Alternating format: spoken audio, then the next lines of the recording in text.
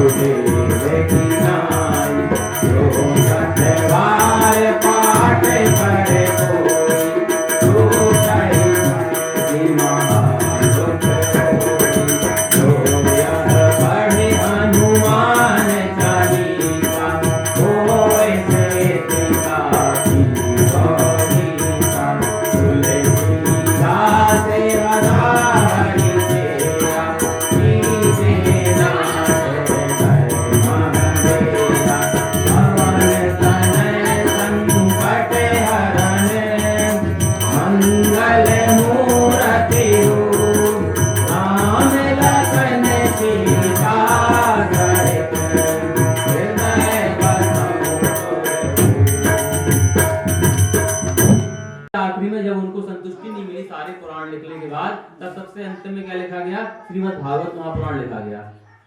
लेकिन श्रीमद् भागवत महापुराण का जो महात्म है वो कहाँ पे मिलता है हमें? पद्म पुराण में। मतलब भागवत अभी उन्होंने लिखी नहीं है, नारद जी ने उनको प्रेरणा भी नहीं दी लिखने के लिए, और उसका महात्म पहले से ही पद्म पुराण में लिखा है। तो कैसे वो पद्म पुराण में पहुंचा? तो इससे हमें ये समझ में आता है कि ये सब जो लीलाएं हो रही हैं ये सब चक्राकार हैं। मतलब अभी भी भागवत हो रही है, जो भागवत लिखी गई, इसके बाद फिर से वेद व्यास आएंगे, फिर से भागवत लिखेगा, महात्म अगली बार कोई लिखेगा। तो ये जितना भी चल रहा है ये सब चक्रीय है, कभी रुकता नहीं है। भगवान अपनी मुख से बुलबुले निकालते हैं, सारे ब्रह्मांड पैदा होते हैं, और एक दिन भगवान पूरी सांस फिर से खींच लेते हैं। हम सांस छोड़ते हैं, लेते हैं, यही प्रक्रिया है। कि एक आदमी खड़ा हुआ है, उस आदमी से पूछते हैं कि यहाँ पे भगवान की एक अंगूठी आई है, आपने देखी क्या? तो वो इशारा करके दिखाता है, यहाँ पे अंगूठियों का ढेर लगा हुआ है। हर कुछ समय के बाद यहाँ पे एक बंदर आता है और हमसे आके पूछता है यहाँ पे भगवान की अंगूठी गिरी है, वो कहाँ है? और फिर से क्रम ये चालू होता है। मतलब कि कई बार भगवान का जन्म होगा, कई बार हनुमान जी आएंगे, कई बार हनुमान जी अंगूठी ढूंढने जाएंगे। ऐसे ही जो सारा क्रम जो है चक्रीय है, सब अपने आप को दोहराते हैं। जब ये वाला भगवान का अवतार हुआ, उसके बाद अगला अवतार, फिर आगे जाकर कल की अवतार होगा, और फिर सतयुग चालू हो जाएगा। तो ये क्रम हमेशा निरंतर चलता रहता है। तो कौन चीज कहाँ से चालू हुई, हम भगवान के स्वरूप बस को छोड़ दें। भगवान की कथा भी अनंत है, हरि अनंत, हरि कथा अनंता, कभी इसका कोई रोक नहीं। कहां से भगवान की कथा होना चालू हुई और भगवान की कथा कहां खत्म होती है। अब हम भागवत ही पढ़ते हैं, तो पहले अर्जुन लोगों के बारे में बता दिया, भीष्म के बारे में बता दिया, उनका वंश भी खत्म हो गया। एक लय में नहीं चल रही है कि एक के बाद फिर ये होगा, फिर ये होगा, फिर ये होगा, ऐसा नहीं हो रहा है। वो चक्रीय है। भगवान जो वेदव्यास जी हैं, वो ये जो कथा लिख रहे हैं, हमें समझाना उनका उद्देश्य, ज्ञान देना उद्देश्य है। हम बस उस कथा में, उसका कथा का ये शाब्दिक अर्थ निकाल करके ना बैठ जाए, ऐसी कथा है, ऐसा हुआ था, इतिहास ये हो गया। वो हमें कुछ सिखाना चाहते हैं, कुछ समझाना चाहते हैं। कथा सुनने के बाद हम उस कथा के बारे में ये जाने कि वो कथा हमें क्या सिखाने के लिए आई थी। तो अभी तक हमने देखा कि कल भगवान का विवाह हुआ, पहला विवाह हुआ। पहला इसलिए कि बहुत सारे होने, इसलिए भगवान का कल पहला विवाह हुआ। अब इसके बाद परीक्षित जी पूछते हैं कि आपने हमें भगवान के मित्रों के बारे में तो कुछ जानकारी दी। भगवान के कुछ अच्छे मित्र भी थे, कल हमने बताया था 3 मित्र थे, तनसुखा, मनसुखा और धनसुखा। जो तन से सूख गया वो तनसुखा, जो मन से सूखा था वो मनसुखा, जो धन से सूखा था वो धनसुखा। अब भगवान की एक बहुत समानता है कि तीनों के अंदर उनके जो कार्य हैं, जो ज्ञान है और वैराग्य है या भक्ति, ज्ञान, कर्म और भक्ति, इन तीनों को लेकर के तीनों में दुविधाएं हैं। जो अर्जुन जी हैं, ज्ञान, कर्म, भक्ति तीनों उनके अंदर हैं, लेकिन उनका दिमाग हमेशा जो ज्ञान में भ्रमित रहता है, क्या करें क्या ना करें, बस यही सोचने में उनका ध्यान ज्यादा है। तीनों चीजें उसके अंदर, ज्ञान, कर्म, भक्ति तीनों है, लेकिन ज्ञान में उनको थोड़ा दिक्कत जाती ही, क्या करें क्या ना करें, सुलझन में हमेशा पड़े रहते हैं। जो उद्धव जी महाराज हैं, ज्ञान, कर्म, भक्ति तीनों उनके अंदर, लेकिन वो भक्ति में उलझे रहते हैं कि सकाम भक्ति अच्छी है कि निष्काम भक्ति अच्छी है, और स्वरूप भक्ति अच्छी है कि ब्रह्म भक्ति अच्छी है। बस वो इसी चीज अपनी भक्ति में ही उलझे रहते हैं। उन्हें भक्ति का जो सही रुख है वो उनको मिलता ही नहीं है। वो समझ ही नहीं पाते कि सही भक्ति कैसे की जाए। और जो सुदामा जी हैं, ये कर्म में उलझे रहते हैं कि हम वैराग्य तरफ जाएं, कि अपने परिवार को चलाएं, हम पूजा पढ़ताई कराएं कि ना कराएं, बच्चों को पढ़ाएं कि ना पढ़ाएं, इसी में बस वो उलझे रहते हैं। तो ज्ञान, कर्म, भक्ति तीनों के पास है, लेकिन तीनों में एक एक चीज का जो गुण है उसमें वो थोड़े से कंफ्यूज रहते हैं तीनों। तो सबसे पहले भगवान तीनों की ये दिक्कतें दूर करते हैं, एक एक करके दूर करते हैं। सबसे पहले किसकी दूर की? उद्धव जी महाराज की दूर की। उद्धव जी महाराज कहते हैं कि भक्ति जो होती है वो सकाम करनी चाहिए कि निष्काम करनी चाहिए, साकार मूर्ति बनाकर के पूजा करनी चाहिए कि ब्रह्म की पूजा करनी चाहिए, वो उनको समझ में नहीं आता है। वो केवल ज्ञान की ओर ध्यान देते हैं और कर्म की ओर ध्यान देते हैं। ज्ञान योग करते हैं, कर्म योग करते हैं, वो सिर्फ ब्रह्म ज्ञान लेना चाहते हैं। कृष्ण भगवान को भगवान मानते नहीं है वो, और उनके जीवन में प्रेम जैसी कोई चीज नहीं है। तो जब जहां पर प्रेम नहीं होता है, वहां पर जैसे रसगुल्ला है, रसगुल्ला से रस निकाल दो तो जो बचेगा बस उतना ही है।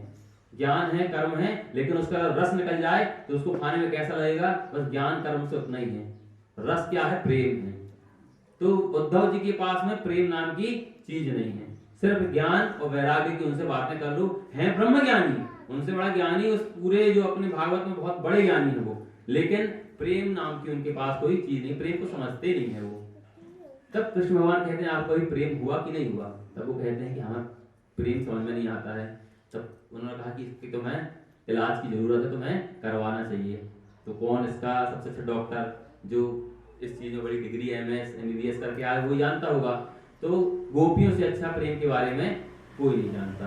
तो भगवान उद्धव जी को गोपियों के पास भेजते हैं, गोपियां उनको प्रेम के बारे में समझाती हैं कि प्रेम क्या होता है। उद्धव जी कहते हैं कि भगवान की भक्ति करो तो भगवान का नाम स्मरण करते रहो, जिससे हम भगवान को प्राप्त कर लेंगे। गोपियां कहती हैं आप भगवान का नाम स्मरण करो, हम भगवान को गाली देंगे। उनकी अलग भक्ति चल रही है, वो भगवान के नाम स्मरण करने कह रहे हैं क्योंकि वो ब्रह्म ज्ञानी है, और ये कह रहे हैं कि हम तो भगवान को गाली देते हैं, हमारी यही भक्ति है। वो कह रहे हैं उद्धव जी कहते हैं भगवान को इस नियम से भोग लगाना चाहिए, वो कहते हैं हम तो भगवान को मार के भोग लगाते हैं। उनकी अलग भक्ति है। जब उद्धव जी इस प्रकार का भक्ति का स्वरूप देखते हैं तब उन्हें पता चलता है कि प्रेम होता क्या है। उद्धव जी जब समझाने के लिए गोपियों को जाते हैं कि आप इतनी, अब कन्हैया कभी लौट के नहीं आने वाले, उन्होंने अपना सब कार्यभार संभाल लिया है, आप इस विरह में कब तक रहोगी? तब वो बताते हैं कि अब कन्हैया आए और ना आए, हमें कन्हैया की जरूरत नहीं है। अब उस कन्हैया से हमारा मिलन तो हो गया, अब वो रहे और ना रहे, हम तो उससे जुड़ चुके हैं और हमेशा के लिए जुड़ गए। अब लेकिन हम उसके जब साथ रहते हैं तो जो लीलाओं का आनंद हमें मिलता है वो किसी ब्रह्म ज्ञानी को कभी नहीं मिल सकता है। तुम इस प्रेम को कभी समझ नहीं सकते हो। उद्धव जी पूछते हैं कि यहाँ पे बहुत सारी नदियां बह बह करके आ रही हैं, कौन सी नदियां हैं? गोपियां बताती हैं कि जो नदियां बह रही हैं ये यशोदा मैया के घर से बह रही हैं नदियां, क्योंकि जितने भी गोपियां होते हैं वो सारे जाकर के रोज, उनका नियम है, यशोदा मैया के दरवाजे बैठते हैं, वहां पे रोते हैं, तो वही नदियां बह बह करके यहाँ पर आ रही हैं। ऐसा उनका प्रेम है। यशोदा मैया का प्रेम बताते हैं कैसा प्रेम है। यशोदा मैया अभी भी अपने जो लाला है उसको पालने में सुलाती हैं, वैसे ही उसके लिए खाना बनाती हैं, वैसे ही उसको माखन खिलाती हैं और वैसे ही उसको डांटती भी हैं, वो अभी भी हैं। जब ऐसा प्रेम उद्धव जी को पता चलता है तब उन्हें समझ में आती है कि ज्ञान, कर्म और इसके अलावा एक प्रकार होता है भक्ति का जो है प्रेम। अब उन्हें भक्ति का मतलब समझ में आता है कि जो सकाम भक्ति होती है, किसी के स्वरूप की भक्ति होती है। अब उद्धव जी को समझ में आई। तो उद्धव जी भगवान के पास गए, भगवान ने कहा अब समझ गए तुम प्रेम क्या होता है? तो उद्धव जी कहते हैं हाँ, मगर आप तो बड़े निष्ठुर हो, आपको चाहने वाले खड़े हैं, लेकिन आप जाते नहीं उनके पास में।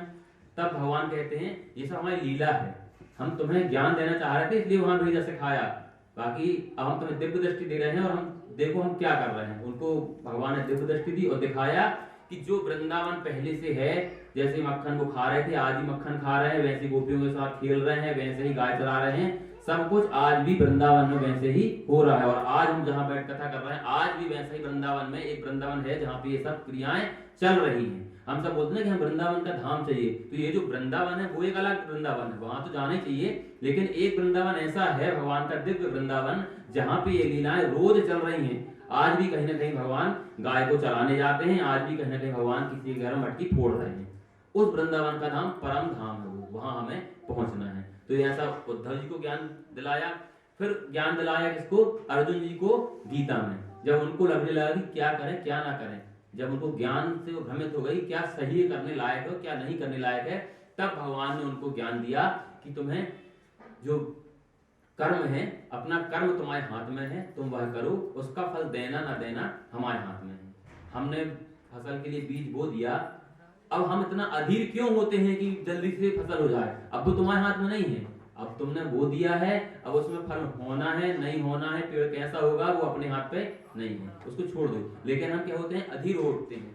हमने किसी रेस्टोरेंट में गए, खाना ऑर्डर किया, अब वो ला रहा है नहीं ला रहा है, कैसे ला रहा है उसको देना है, लेकिन हम अधीर हो जाते हैं, बार बार चिल्लाते हैं, बार बार बुलाते हैं। हम किसी भी काम को यदि हमारे हाथ से जो करना है अगर उतना हो गया, मान लो अब जो चीज हमारे हाथ में नहीं है, हम उसके लिए अधीर नहीं होना है। अगर हम अधीर होंगे हमें चिंता बढ़ेगी, जितना आप अधीर होगे उतना ज्यादा आप चिंता ग्रसित होते जाओगे। तो चिंता को मुक्त करने के लिए सबसे अच्छा तरीका है आपको प्रोजेक्ट में कोई काम करने का दे दिया, लेकिन आप उस काम को नहीं कर पाए। अब आपको किसी प्रकार की चिंता है, तो सबसे पहला एक काम करो, ये सोचो कि इसका सबसे बुरा परिणाम क्या होगा। सबसे पहले इस नतीजे में पहुंच जाओ, सबसे बुरा से बुरा क्या होगा। हमें दूसरी जॉब लेनी पड़ेगी, हम दूसरी जॉब ढूंढेंगे, और बुरा क्या होगा, वो जॉब भी नहीं मिलेगी, बहुत परेशान होना पड़ेगा, और बुरा क्या हुआ। जितना बुरा से बुरा सोच लो कि हमें घरे में रहना पड़ेगा, हम खेती बाड़ी कर लेंगे, हम दूसरा काम ढूंढ लेंगे, और जितना बुरा से बुरा सोच सकते हो उतना बुरा अपने बारे में पहले सोच लो कि इसका अंतिम परिणाम कहां तक जाके रुकेगा, ये सोच लो, मन में बना लो। अब उस अंतिम परिणाम के लिए दूसरा स्टेप है, उस अंतिम परिणाम के लिए अपने आप को तैयार कर लो कि हम उस अंतिम परिणाम को झेलने के लिए तैयार हैं। अब वो अंतिम परिणाम होगा तो हम झेल लेंगे। अब तीसरा काम आता है, अब सोचो कि वो ऐसा अंतिम परिणाम ना हो, उसके लिए हम क्या कर सकते हैं। हम उल्टा स्टेप करते हैं, हम पहले सोचते हैं कि हम क्या कर सकते हैं और उसमें भड़बड़ा जाते हैं, टेंशन आता है क्या करें। पहले सोचो अंतिम से अंतिम क्या होगा, उसके लिए अपने मन को मना लो कि हम तैयार हैं, अंतिम से जो कुछ होगा हम रेडी हैं उसके लिए। उसके बाद सेकंड सोचो कि अगला स्टेप सोचो कि हमें वो परिणाम प्राप्त ना हो, उसके लिए हमें ऐसा कौन सा कर्म करना चाहिए। अब सोचो, अब आप जब सोचोगे ना तो आप बिना चिंता के सोचोगे। क्यों? क्योंकि आप अंतिम परिणाम के लिए पहले से तैयार हो कि वो तो हम उसके लिए रेडी हैं। लेकिन अब वो काम ना हो तो ऐसा क्या है कि जो हम प्रोजेक्ट मिला है उसमें हम अब क्या अच्छा कर सकते हैं। अब आप बिना चिंता करो, क्यों? क्योंकि आप तैयार हो किसी परिणाम के लिए। तो जब भी हमें किसी प्रकार की चिंता ग्रसित हो तो हमें अंतिम परिणाम के बारे में सोचना चाहिए, और ये सोचना चाहिए कि फल हमारे हाथ में नहीं है, सिर्फ कर्म हमारे हाथ में है, हम वही कर सकते हैं और हमें वही करना चाहिए। और ऐसा बोलते हैं कि कर्म करो, फल की चिंता मत करो। फल के बारे में सोचना हो गया, कर्म कर लिया, अब जो फल आ रहा है उसके बारे में यदि नहीं सोचेंगे तो फिर हमें परिणाम ही नहीं मिलेंगे। पहले हमें सोचना पड़ेगा कि हमें कौन सी रैंक आनी है, हमें कौन से कॉलेज में जाना है, पहले सोचना पड़ेगा ना, तब तो हम वैसा काम करेंगे। तो यहाँ कहा गया फल की चिंता मत करो, प्लानिंग करना है फल की, हमें फल के बारे में सोचना जरूर है लेकिन उसकी हमें चिंता नहीं करना। शब्दों में जाना है कि चिंता हमें नहीं करनी है। तो ऐसे अर्जुन को ज्ञान दिया। इसके बाद भगवान ने सुदामा जी को कैसा क्या बताया है वो हम आगे आकर सुदामा के बारे में आएगा तब बताएंगे। तो ऐसे भगवान के 3 मित्र हुए, उद्धव जी, अर्जुन जी और सुदामा जी। ये बिल्कुल घनिष्ठ मित्र हैं जिनसे भगवान कभी कुछ छुपाते नहीं हैं। इसके बाद जब भगवान का विवाह हो गया रुक्मणी जी से, तब उनके रुक्मणी जी से एक पुत्र उत्पन्न होता है जिनका नाम है प्रद्युम्न। अभी भगवान की एक और अपन सुदामा के बारे में थोड़ा सा जानकारी देते हैं। ये सुदामा जी हैं, वो कौन से मित्र हैं भगवान के, जो उनके साथ पढ़ाई करते थे, है ना, उज्जैन में भगवान के साथ पढ़ाई की है। अब सुदामा जी के बारे में पूरी कहानी आगे पढ़ेंगे, अभी इतना बस जान लें सुदामा जी हैं कौन, जिनको नहीं पता है। अब बाकी जानते हैं, बच्चे नहीं जानते हैं सुदामा कौन है। भगवान के साथ उन्होंने उज्जैन में पढ़ाई की है सुदामा जी ने। ठीक, वो सुदामा जी के आगे चरित्र पर आगे पढ़ेंगे। अब आते हैं कि जब रुक्मणी जी का विवाह हो गया तब उनका एक पुत्र उत्पन्न होता है जिनका नाम है प्रद्युम्न। सुनाई दिया बाहर, क्या नाम है भगवान के पुत्र का? प्रद्युम्न नाम है। प्रद्युम्न जो है उनके जन्म के पीछे एक बहुत बड़ी कहानी है, तो सब लोग ध्यान से सुनो इस कहानी को। प्रद्युम्न जो है वो कामदेव के रूप है, उनको जगाने के लिए प्रयास करते हैं, बहुत तरीके के तूफान भेजते हैं उनके पास में, पानी बरसाते हैं, आग भेजते हैं, लेकिन वहां पे भगवान को कोई फर्क नहीं पड़ता है। तब कामदेव को बोला जाता है, कामदेव और रति को, कि आप लोग भगवान को मोहित करो जिससे उनकी तपस्या भंग हो। तो उनके सामने वो लोग नृत्य करते हैं, कई प्रकार के क्रियाकलाप करते हैं, भगवान की तपस्या भंग होती है, और जैसे ही भगवान का तीसरा नेत्र खुलता है वो कामदेव जी जल करके राख हो जाते हैं। अब जल के राख हुए, रति कहती है हम तो देवताओं के कहने पे ये काम कर रहे थे, हमारा कोई अपना निजी स्वार्थ नहीं था इसमें। तब भगवान भोलेनाथ हैं, गुस्सा भी होते हैं, प्रसन्न भी, प्रसन्न होकर के फिर भगवान कहते हैं ठीक है भस्म हो गए हैं, लेकिन आपको आपके पति फिर मिल जाएंगे, जब कृष्ण अवतार होगा उस समय रुक्मणी के साथ उनका विवाह होगा और उनके पुत्र बनकर के कामदेव फिर से जन्म लेंगे। तो कामदेव के अवतार के रूप में, इनका स्वरूप के रूप में जन्म होता है प्रद्युम्न जी का। तो प्रद्युम्न जी जो हैं उनके द्वारा एक राक्षस की मृत्यु होना निश्चित है। एक राक्षस का नाम है संभरासुर, है ना, संभरासुर है, उस राक्षस की मृत्यु इनके हाथों ही होनी है। तो जो संभरासुर होता है वो जब उसे पता चलता है कि हमारा काल जन्म ले चुका है, प्रद्युम्न ने जन्म ले लिया है, तो जहां रुक्मणी जी रहती हैं वहीं पर संभरासुर रूप बदल करके आता है और प्रद्युम्न जी को उठा करके ले जाता है, उनका अपहरण कर लेता है और अपहरण करने के बाद उन्हें समुद्र के अंदर फेंक देता है। कोई ना कोई बड़ा जीव इसको खा लेगा और हमारे काल की मृत्यु हो जाएगी। जब प्रद्युम्न जी को समुद्र के अंदर फेंक देता है तो एक मछली जो है प्रद्युम्न जी को अपने पेट के अंदर रख लेती है। उसी समय एक मछुआरा आता है और उस मछली को पकड़ता है और मछली को पकड़ करके देखो कहाँ लेकर के जा रहा है, मछली पकड़ी और संभरासुर के दरबार में लेके जाता है कि आज महाराज को हम ये देंगे कि हमने इतनी बड़ी मछली पकड़ी है, बड़ी पकड़ी है, तो ये महाराज को देते हैं जाकर के। तो जिसकी जहां जैसी मृत्यु निश्चित है उसकी वैसी मृत्यु वहां पर होने वाली है। ऐसे उदाहरण आता है कि एक बार देवताओं की सभा लगी थी, सारे देवता लोग उस सभा में जा रहे हैं। उसी सभा में यमराज भी पहुंचे। जब यमराज उस सभा में पहुंचते हैं तो क्या देखते हैं कि सभा स्थल के बाहर एक कबूतर बैठा हुआ है। यमराज जी उस कबूतर की तरफ आंख खोल करके घूर करके देखते हैं। जब घूर करके देखते हैं घूर के अंदर चले जाते हैं। अब उसके बाद जो कबूतर होता है, यमराज किसी को घूर के देख ले मतलब उसकी अब मृत्यु होने वाली है, तो वो कबूतर घबरा जाता है और जाकर के जो अपने राजा गरुड़ है उनको बताता है कि आप तो विष्णु जी के सेवक हैं, हमारी रक्षा करें। जो यमराज है वो हमें घूर के देख रहे हैं, मतलब हमारी मृत्यु अब आने वाली है। तो गरुड़ जी कहते हैं आप चिंता ना करो, आप हमारी शरण में आए हो तो हम तुम्हें बचा लेंगे।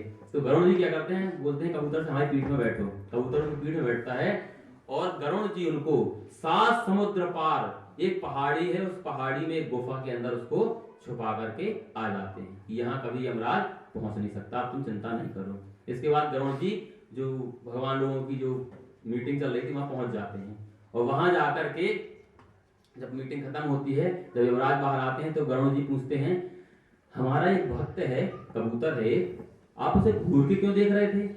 और बोलते हैं अरे तुमने अच्छा याद दिलाया, मैं उसको घूर के इसलिए देख रहा था, मैं ये सोच रहा था कि अभी से 15 मिनट बाद उस कबूतर को 7 समुद्र पार एक गुफा है वहां पे बिल्ली खाने वाली है। तो मैं ये सोच रहा था कि 15 मिनट में वहां पहुंचेगा कैसे। मैं ये सोच करके हंस के देख रहा था कि ये यहाँ बैठा है, 15 मिनट वहां मरने वाला है, वहां पहुंचेगा कैसे। तो गरुड़ जी उसको खुद पहुंचा के आ गए, जिसकी जहां मृत्यु निश्चित, मौत वहां पर अपने आप आ जाएगी। तो जब संबरासुर के दरबार में वो मछली लाई गई तो उनको पसंद आई, उन्होंने अपने दे दिया रसोइयों को जाकर के इसको बनाओ। तो जो रसोइये थे उस मछली को ले गए, उसको जैसे ही काटा तो उसमें से वो बालक प्रद्युम्न जी निकले। प्रद्युम्न जी निकले तो वहां पर एक काम करने वाली स्त्री थी, इसका नाम था मायावती। ये मायावती कौन है? ये रति है। देवताओं कहने पर रति ने संबरासुर के दरबार में काम करना चालू किया कि एक दिन आपको जो आपके पति हैं यहीं पर मिलेंगे। तो उस मायावती ने उस पुत्र को उठा लिया और उठा करके करने लगी, उनको जो बच्चों जैसे पालते हैं वैसा उनको पालने लगी। अब प्रद्युम्न जी धीरे धीरे बड़े हुए, जब युवा हो गए प्रद्युम्न जी, तो क्या देखते हैं कि जो उनकी माता है उनको माता की तरह नहीं देख रही, उनको एक स्त्री की तरह देख रही है। तो प्रद्युम्न जी कहते हैं आप हमारी माता हो, आप हमें ऐसा मत देखो। तब वो हंसती हैं और बताती कि हम आपकी माता नहीं हैं, आपकी माता रुक्मणी जी हैं और कृष्ण जी हैं, हम आपकी पत्नी हैं। और वो उनको पूरी फिर बात याद दिलाती हैं। तब प्रद्युम्न जी को अपना पूरा स्वरूप याद आता है कि हम कामदेव के रूप हैं। अब प्रद्युम्न जी शस्त्र अस्त्र धारण करते हैं और संबरासुर से जाकर के युद्ध करते हैं और संबरासुर को हरा करके संबरासुर को मार देते हैं। संबरासुर की मृत्यु हो जाती है। अब इसके बाद फिर जो रति है प्रद्युम्न जी के साथ में फिर कहाँ आती है? द्वारकापुरी आती है। आकर के रुक्मणी जी जब देखती हैं प्रद्युम्न जी देखने में बिल्कुल कृष्ण जी की तरह हैं। जो वहां की जो स्त्रियां होती है द्वारका की, वो ये सोचती हैं कि कृष्ण भगवान तो है लेकिन कुछ युवा लग रहे हैं, इतने युवा तो नहीं है लेकिन कृष्ण भगवान ही जैसे दिख रहे हैं, बिल्कुल प्रद्युम्न जी दिखने में बिल्कुल कृष्ण भगवान की तरह है। अब जाकर के रुक्मणी जी कहती हैं अगर हमारा पुत्र होता तो आज इतना ही बड़ा होता। तब रति बताती है कि आप ही के पुत्र हैं और पूरी उनको कहानी बताती है कैसे ये कहाँ पहुंचे। अब पूरे द्वारका में प्रद्युम्न जी का और रति जी का विधि विधान के साथ में विवाह किया जाता है। तो ये भगवान के पहले पुत्र की कहानी थी।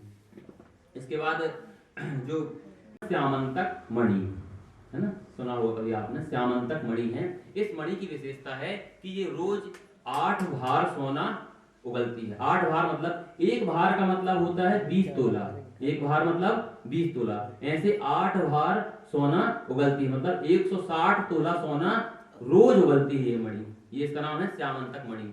तो एक द्वारिका में एक क्षत्रिय थे जिनका नाम था सत्रजित। सत्रजित नाम के एक क्षत्रिय थे, वो भगवान सूर्य के बड़े उपासक थे। उन्होंने भगवान सूर्य की बहुत तपस्या की और भगवान सूर्य को जब प्रसन्न कर लिया तो भगवान सूर्य ने उनको ये श्यामंतक मणि उपहार में दी कि आप ये मणि लो, ये रोज 8 भार सोना उगलेगी।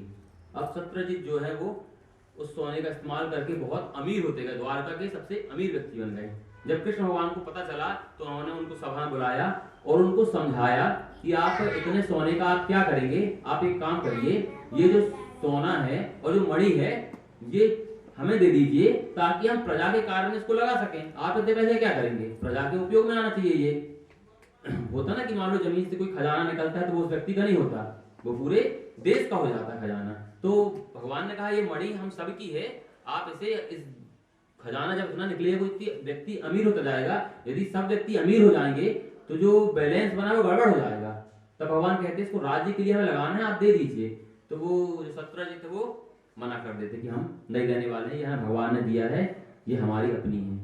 कृष्ण भगवान कहते चलो अब इस बारे में हम बाद में बात करेंगे, अभी इसको समझाना पड़ेगा। अब वो चला जाता है। अब इसके बाद जो सत्रजित है उनके एक भाई का नाम है प्रसेन। प्रसेन जो है आज शिकार खेलने जा रहे हैं तो उन्होंने सोचा कि ये मणि का यदि हार हम पहन लें तो पूरे में हमारा ही दिखाई देगा कि हम दिखेंगे मणि पहन लेंगे। तो उन्होंने अपने भाई से कहा कि हमें ये मणि पहनने के लिए दे दो, हम घूम करके आएंगे और फिर आपको वापस दे देंगे। तो भाई के प्रेम में थे तो उन्होंने कहा ठीक है पहन जाओ। तो प्रसेन जी वो मणि को हार बना करके पहन के शिकार करने चले गए। जब जंगल में शिकार करने गए तो वहां पे एक शेर ने उनको मार दिया और मणि लेकर के भागने लगा। इतने में वहीं पर आ गए जामवंत जी। जामवंत जी कौन है, वही जो राम के साथ में राम अवतार में लड़े थे, वही जामवंत जी। तो वो जामवंत जी आए और उन्होंने शेर को मारा और वो मणि लेकर के चले गए। अब जामवंत सोचे मणि हमारे किसी काम की नहीं है, तो बच्चों को खेलने के लिए दे दी। बच्चे बॉल बना करके उस मणि से खेलने लगे। अब जब सत्यजित को पता चला कि हमारा भाई मर गया और मणि गायब है, तब वो समझ गया कि मणि लेने की इच्छा किसकी थी, कृष्ण भगवान की मणि लेने की इच्छा थी। तो उनके ऊपर चोरी का कलंक लगा दिया कि भाई की हत्या हो गई और मणि चोरी हो गई। तो किसने की है, ये भगवान ने, कृष्ण भगवान ने, ये द्वारकाधीश ने ये मणि चोरी कर ली। अब भगवान पर कलंक लगा तो भगवान बोले तो कुछ नहीं, कहा कि अगर कलंक लगा है बोलेंगे तो कोई समझने वाला तो है नहीं है, और सीधा सा शक हो गई, हम नहीं मांगी थी मणि, मणि गायब हुई, सब तो सबका हो गई हमारे पर। तो उन्होंने कहा कि हम पता लगाते हैं। अब कृष्ण भगवान अपने कुछ सैनिकों को लेकर के गए जंगल में और ढूंढा प्रसेन को, कहाँ प्रसेन है। प्रसेन को बहुत ढूंढा, कई दिन तक ढूंढते रहे। तब जाकर प्रसेन की वहां पर जब शव मिला उस शव को देखा कि मणि गायब है। आगे और गए तो देखा एक शेर का शव मिला है और जो कुछ खून के निशान हैं वो एक गुफा तक जा रहे हैं। तब वो उसी निशान का पीछा करते करते जामवंत जी की गुफा में पहुंच गए। जामवंत जी गुफा में पहुंचे तो अपने सैनिकों को कहा आप लोग यहीं बाहर खड़े रहो, हम अंदर जाके देख करके आ रहे हैं कि क्या स्थिति है, क्योंकि यदि सब जाएंगे तो पता चले सब मारे जाएं। आप लोग बाहर रहें और 12 दिन तक आप लोग देखना, 12 दिन तक अगर हम नहीं आते हैं तो आप लोग द्वार का खबर पहुंचाओ कि हम वहां गुफा में फंस गए हैं। तब सैनिक बाहर खड़े रहे। भगवान अंदर जाते हैं, क्या देख रहे हैं कि बच्चे उसको गेंद बना करके उससे क्रिकेट खेल रहे हैं। अब उन्हें क्या पता ये मणि का क्या काम है। तो अब जो उनको बच्चों को खिलाने वाली जो धात्री होती है उसने चिल्लाया कि कोई नर आ गया है, कोई नर आ गया है। जैसे उसने चिल्लाया तो वहां से जामवंत जी सामने आ गए और जामवंत जी जैसे सामने आए और ऐसी लड़ाई की, ये लड़ाई 28 दिन तक उनका युद्ध चलता रहा, कोई परिणाम नहीं, दोनों एक दूसरे को घायल कर दिए। 28 दिन तक जामवंत जी और द्वारकाधीश के बीच में ये लड़ाई चलती रही। जब 28वें दिन अब जामवंत जी बुजुर्ग हो गए हैं, उनकी हड्डियां जवाब देने लगी, तब उन्होंने जाकर के आखिरी में भगवान के पैर पकड़ लिए और भगवान से कहा हम आपको पहले ही पहचान गए थे, लेकिन जब राम अवतार हुआ था आपका तो राम अवतार में आपने क्या किया था, बड़े बड़े दैत्यों को आपने मार दिया और हम कह रहे थे कि हमें मारने दो, हमें मारने दो, आपने मारने नहीं दिया। तो हमारे हाथ पैर में जो खुजली मची हुई थी, हमने आपसे कहा था कि हमें मारने दो, मगर आपने मारने नहीं दिया। तो अपनी खुजली मिटाने के लिए हमने आपको चुनौती दी थी राम को कि आप ही हमसे युद्ध करो। आपने मारने नहीं दिया, आप ही हमसे लड़ाई करो। लेकिन आपने क्या कहा था, हम अभी मर्यादा के रूप में हैं, हम मर्यादा पुरुषोत्तम बने हुए हैं और बुजुर्गों के ऊपर हम हाथ नहीं उठाते हैं। हम एक और अवतार लेंगे जहां पे मर्यादाएं तोड़ के युद्ध करेंगे, तो वहां भी हम तो पटक पटक के मारेंगे, लेकिन अभी हम मर्यादा में अभी नहीं मार सकते। तब आपने कहा था, इसीलिए आज हम आपसे लड़ाई के जो हमारी उतने दिन की लड़ने की जो पहलवान थे, जिस लड़ने की जो खुजली थी वो आज मिट गई। तो फिर भगवान ने कहा कि आपके पास जो मणि है वो हमें दे दो। उन्होंने पूरी कहानी बताई कैसे हमें इसका कलंक लगा हुआ है। तब जामवंत जी कहते हैं ठीक है आप आंख बंद करो, आपके हाथ में मणि रखते हैं। तो जामवंत जी ने मणि के साथ में एक हाथ में मणि रखी और एक हाथ में जामवंत जी का हाथ रख दिया। अब कृष्ण भगवान ने कहा जामवंत जी का हाथ आपने हमारे हाथ में रख दिया है, लेकिन हम हैं नर और जामवंत जी रीछ की बेटी हैं, तो हमारी जोड़ी कैसे बनेगी? जामवंत जी ने कहा अब तो रख दिया हाथ, मतलब वो आपका है, आप जो चाहो वो करो। अब कृष्ण भगवान ने कहा कि अब सामने से दरवाजे जाएंगे तो सब लोग देख लेंगे इनको हमारे साथ में। तो कृष्ण भगवान को सैनिक वहीं खड़े रहे। कृष्ण भगवान अपने पीछे के दरवाजे से निकले और द्वारका में भी जो जामवंत जी है उनके सिर में कपड़ा ढांक करके कृष्ण भगवान ले गए और कपड़ा ढांक करके ही द्वारका के पीछे से गेट से गए और एक कमरे में उनको कपड़े में ढांक करके बैठा दिया। मगर उनको आते हुए रुक्मणी जी ने देख लिया। अब रुक्मणी जी ने कहा कि ये किसको लेकर के आए हो आप? भगवान ने कहा एक तपस्विनी थी, वो बहुत दिन से तपस्या कर रही थी कि हमें पति रूप में चाहना है, हमें पति रूप में चाहती है, तो हम उससे प्रसन्न हुए और आज हम उसको लेकर के आ गए हैं। अब रुक्मणी जी को गुस्सा आ गया। रुक्मणी जी पूछती हैं अच्छा जिस स्त्री को आप लेकर के आए हो वो हमसे ज्यादा सुंदर है? भगवान कहते हैं हाँ तुमसे थोड़ी सी ज्यादा सुंदर है। तो रुक्मणी जी गुस्सा आता और रुक्मणी जी श्राप देती हैं कि जो अंदर बैठी हुई है वह हमसे कम सुंदर स्त्री बन जाए। ये श्राप दिया, हमसे कम सुंदर स्त्री बन जाए। अब वो श्राप बन गया वरदान, जो रीछ के रूप में थी अब वह स्त्री बन गई। रुक्मणी से कम सुंदर बनी लेकिन स्त्री अब वो बन गई। अब कृष्ण भगवान बताया हमने इसलिए आपको ऐसा भड़काया ताकि वो स्त्री रूप में आ जाए। अब वो जामवंत जी सुंदर हैं लेकिन रुक्मणी से थोड़ा कम है। तो ऐसा भगवान का फिर भगवान ने विवाह किया। अब जाकर के सैनिकों ने जब तक जो वहां खड़े थे वो पहुंच गए द्वारिका और उन्होंने बता दिया कि भगवान वहां फंसे हैं और ये सब किसके कारण हुआ है? सत्यजीत के कारण हुआ है। सबको पता चल गया कि मणि कोई शेर लेकर के चला गया था, सत्यजीत की बदनामी होने लगी थी, भगवान पे झूठा इल्जाम लगा दिया। अब इसलिए भगवान ने कहा एक काम करो मणि मत दो, हाँ उससे जो सोना निकले वो देते रहना हमें। मणि अपने पास रखे रहो, जो सोना वो उगले तो वो हमको लाके देते रहना। तो ये मान गए, सत्यजीत ने कहा ठीक है मणि रख ले रहे हैं, सोना लाके देते रहेंगे। अब क्या हुआ, जो अक्रूर जी थे, हमने जब पहले बार अक्रूर जी को बताया था, अक्रूर जी के बारे में, अक्रूर जी भक्त तो हैं लेकिन जहां मौका मिलता है उनको फायदा उठाने का वहां फायदा उठाते भी हैं। अक्रूर जी एक स्थिर बुद्धि वाले नहीं है वो। अक्रूर जी ने क्या किया, सतधनवा नाम का एक व्यक्ति था जिसकी सगाई जो थी वो सत्यभामा के साथ निश्चित हो गई थी। सत्यभामा के साथ सतधनवा की सगाई निश्चित हो गई थी। तो जो किसको भड़काया अक्रूर जी ने? सतधनवा को। जानते हैं कृष्ण भगवान वो मणि ही है और जिसने मारा उससे बदला लिया आप लोग। तो भगवान ने कहा ठीक है हम बदला लेके आएंगे। कृष्ण बलराम दोनों सतधनवा की तलाश में जाने लगे। अब जैसे सतधनवा की तलाश में गए तो अक्रूर जी ने क्या किया, सतधनवा को बता दिया कि कृष्ण और बलराम तुम्हारा पीछा करते हुए आ रहे हैं और तुम्हें वो मार देंगे। तो मणि देख ली तो बिल्कुल छोड़ेंगे नहीं, तो एक काम करो तो मणि हमें दे दो और तुम यहाँ से भाग जाओ।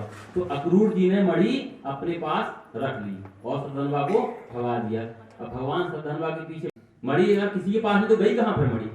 तो ये काम सब कृष्ण कर सकते। बलराम जी को शक हो रहा है कि मणि भगवान ने चुराई है और जब घर आए हैं तो सत्यभामा को भी शक होने लगा कि ये कहीं ना कहीं कृष्ण की ही चाल है। मणि जब पिताजी दे रहे थे तब उनसे ली नहीं कि हम लेंगे तो हमारे घर में फिर लड़ाई होगी, और अब सबके सामने तो भगवान बन गए, देवता बन गए और मणि अब उनने रख ली है। दोनों को ये शक होने लगा। भगवान को लगा कि इनके शक को दूर करना पड़ेगा। अब क्या हुआ, जो अक्रूर जी जब किसी पास पैसे आ जाते हैं, बहुत सारे अचानक आ जाए, तो वो यहाँ वहां खर्च करना बहुत जल्दी चालू कर देता है। तो अक्रूर जी अब रोज 1 लाख ब्राह्मणों को भोजन कराने लगे। रोज डेली 1 लाख ब्राह्मणों को बुलाएं और उनको भोजन कराएं। काम अच्छे ही कर रहे हैं। और जब वो जाने लगे तो उनको सोने की थाल कहे सोने की थाल में भोजन करा, वही थाल उनको दे दें। रोज 1 लाख लोगों को सोने की थाल वो देने लगे। अब कृष्ण भगवान को जब ये खबर मिली तो उन्होंने कहा कुछ तो गड़बड़ है, अक्रूर जी के पास इतना धन आ नहीं सकता, और धन आने का एक ही साधन है कि मणि अक्रूर जी के पास में है। उन्होंने सीधे अक्रूर जी को पत्र लिखा, ये भी नहीं पूछा कि मणि है कि नहीं, सीधे लिखा आप मणि लेकर के कब आ रहे हो ये बताओ। अक्रूर जी समझ गए भगवान के दर्शन करके भगवान है, इनको पता है अगर नहीं गए दिक्कत होगी। तो अक्रूर जी बिना कुछ सोचे मणि लेकर कहाँ पहुंच गए, द्वारकाधीश के पास पहुंच गए। तो भगवान ने कहा मणि आप रखे रहो, हमें कोई समस्या नहीं, लेकिन लोगों को बता दो कि ये मणि हमने नहीं ली है। तब आकर के अक्रूर जी ने सबको बताया कि उनने मणि नहीं ली है। तो ये इस मणि के कारण इस 2 भगवान के और विवाह हो गए, एक जामवंती जी से और सत्यभामा, 2 विवाह और हुए। भगवान का अब 3 विवाह हो चुके हैं, अब भगवान का 4था विवाह। भगवान का 4था विवाह होता है श्री यमुना जी के साथ में, जिनका नाम है कालिंदी। एक बार भगवान का मन किया, अब देखो अर्जुन की कहानी आई, अर्जुन का हो गया था, अब अर्जुन की कहानी आती है। भगवान का मन हुआ एक बार बुआ के यहाँ घूमने जाते हैं, तब भगवान अपनी बुआ के यहाँ इंद्रप्रस्थ घूमने जाते हैं। वहां जाकर के अर्जुन से मिलते हैं, सब पांडवों से बात करते हैं, और सुबह सुबह भगवान रथ में बैठ करके अर्जुन के साथ घूमने जाते हैं। और जब घूमने जाते हैं तो वहां पर क्या देखते हैं कि यमुना नदी के ऊपर एक स्त्री यमुना के ऊपर जल में खड़ी हुई है, डूब नहीं रही, जल में खड़े होकर के तपस्या कर रही है। तब भगवान अर्जुन जी जाते हैं, उनसे पूछते हैं, उनके बारे में परिचय लेते हैं। तब वो बताती हैं कि हम भगवान नारायण के साथ विवाह करना चाहते हैं, इसलिए हम ये तपस्या कर रहे हैं। तब अर्जुन जी बताते हैं, ये कृष्ण भगवान उनको मिलते हैं, और अर्जुन जी के ही गवाही में दोनों की शादी हो जाती है, और अर्जुन जी उनको लेकर के फिर कृष्ण भगवान को लेकर के आ जाते हैं। तो ये भगवान का कौन सा विवाह हुआ? 4था, यमुना जी, या उनको कालिंदी भी कहा जाता है। इसके बाद भगवान का 5वां विवाह होता है, उज्जैन की राजकुमारी है मित्रवृंदा। उज्जैन की वो नहीं कर पाए, लेकिन भगवान एक बार जब उनकी पुत्री सत्या को मिले तो सत्या ने भगवान को पसंद कर लिया। सत्या ने कहा कि आप ये कार्य करें। तब भगवान ने अपने 7 रूप बनाए और एक ही रस्सी में 7 बैलों को नच दिया, और भगवान का विवाह हुआ। ये भगवान का 6वां विवाह हुआ। भगवान का जो 7वां विवाह हुआ वह कैकय प्रदेश की जो राजकुमारी थी भद्रा, उसके साथ में भगवान का ये 7वां विवाह है। उसके बाद भगवान का 8वां विवाह होता है मध्य देश की जो राजकुमारी है लक्ष्मणा, उसके साथ भगवान का 8वां विवाह। तो ऐसी भगवान की 8 रानियां हो गई, रुक्मणी जी, जामवंती, सत्यभामा, कालिंदी, मित्रवृंदा, सत्या, भद्रा और लक्ष्मणा, ये 8 विवाह हुए। इसके बाद अब भगवान की विवाह की शुरुआत है, अभी भगवान ने ये शुरू किया है। अब इसके बाद भगवान के 16,100 विवाह होते हैं। 16,100 क्या होता है कि एक प्राग ज्योतिषपुर का एक जगह है जहां पे भौमासुर नाम का एक राक्षस है, एक दैत्य है भौमासुर। अब ये भौमासुर कौन है? भौमासुर भगवान का ही पुत्र है, कृष्ण भगवान का ही एक पुत्र है भौमासुर। किस अवतार में? बराह अवतार में। बराह अवतार में जब बराह भगवान पृथ्वी को अपने जो दांत थे उनमें धारण करके जा रहे थे, तो पृथ्वी का जो स्पर्श है भगवान को हुआ, भगवान का स्पर्श पृथ्वी को हुआ, जिसके कारण पृथ्वी गर्भवती हुई। और जो पृथ्वी थी उस समय जो हिरण्याक्ष था उससे भय में थी, उसका ध्यान उसी भय के कारण जो पुत्र पैदा हुआ वह असुर पैदा हुआ। पुत्र है वराह जी का, लेकिन जो छाया पड़ गई किसकी? हिरण्याक्ष की, उनके ऊपर छाया पड़ी, इसके लिए जो पुत्र उत्पन्न हुआ था वह भौमासुर उत्पन्न हुआ। तो भगवान ने कहा कि उसी समय वराह अवतार में भगवान ने कहा था कि हम भौमासुर को मार दे रहे हैं, हम मार देंगे इसको, नहीं तो असुर है सबको परेशान करेगा। तो जो पृथ्वी थी उन्होंने कहा कि हमारा पुत्र है, कैसा भी बुरा हो लेकिन पुत्र को हम मारने नहीं देंगे। तो भगवान कहते ठीक है, तुम मना कर रहे तो नहीं मार रहे हैं, लेकिन एक दिन जब तुम खुद कहोगी, जब तुम परेशान हो जाओगी और तुम खुद कहोगी इसको मार दो, उस दिन हम इसको मार देंगे। अब भगवान को जब पता चला यहाँ पे, अब वहां की कहानी खत्म है ना। अब भौमासुर यहाँ पे इसने क्या किया है, ये चाह रहा है कि एक साथ 20,000 विवाह करना चाहता है ये। तो इसने 16,100 कन्याओं का अपहरण कर लिया है, और अब धीरे धीरे संख्या बढ़ा रहा है, और 20,000 जैसे हो जाएंगे उनके साथ में ये विवाह कर लेगा। तो भगवान ने सोचा कि इसको मारना जरूरी नहीं, तो ये सबकी हरी कन्याओं को उठाता रहेगा। अब भगवान उसको मारने के लिए सोच रहे हैं, लेकिन बिना जब तक माता नहीं कहेगी तो कैसे मारेंगे। तो जो सत्यभामा है वह पृथ्वी का ही अवतार है, पृथ्वी ने ही सत्यभामा के रूप में अवतार लिया है। तो जब भगवान उसको मारने के लिए तैयार होते हैं, अपने गरुड़ को बुलाते हैं कि अब जाके कि भौमासुर को मारना है, तो सत्यभामा कहती है कहाँ घूमने जा रहे हैं? भगवान कहते हैं अरे यहीं थोड़ा चल रहे हैं, आपको चलना हो, बाजार जा रहे हैं, चलना हो चलो। सत्यभामा कहते हैं ठीक है हम तैयार हैं। भगवान को यही चाहते थे कि वो साथ चले, तो सत्यभामा को भी बैठाया और भौमासुर को मारने के लिए गए। जब भौमासुर को मारने के लिए गए तो उनके कई सिपाही आए, कई उनके सेनापति आए जिनको भगवान ने पहले मारा। उसके बाद आगे जाकर के जब भौमासुर को मारने लगे तो भगवान ने क्या अपनी कला दिखाई कि जो भौमासुर जो तीर चला रहा है वो भगवान को सीधे आके लग रहे हैं, और जो भगवान तीर चला रहे हैं वो भौमासुर के कहीं कान के ऊपर से निकल जाए, कहीं सिर के ऊपर से निकल जाए। भौमासुर के ऊपर भगवान के एक भी तीर नहीं लग रहे और भौमासुर का हर तीर भगवान पे लग रहा है। जैसे भगवान को 2-3 बार तीर लगे, चोट लगी, तो सत्यभामा देख रहे कि चिल्लाने लगी अब ये क्या कर रहे हैं, फटाक से मार दिए, उसको बंद करो उसका। भगवान को ये सुनना था।